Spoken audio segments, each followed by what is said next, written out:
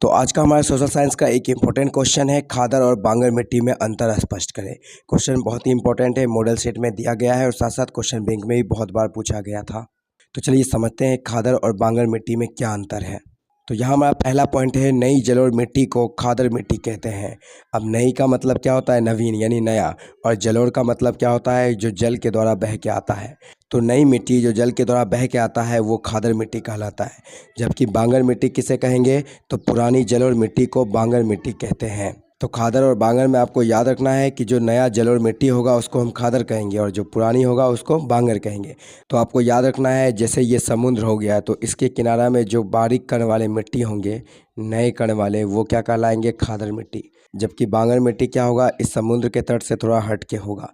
बस यही आपको याद रखना है। जलोढ़ का अर्थ मैंने समझा दिया, जो जल के द्वारा बह के आता हो।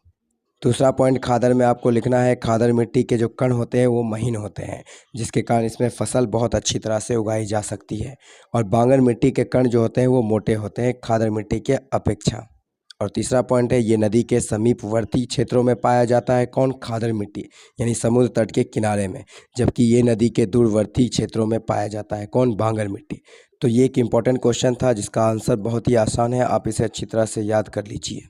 तो आज के लिए बस इतना ही, मिलते हैं अगली वीडियो में।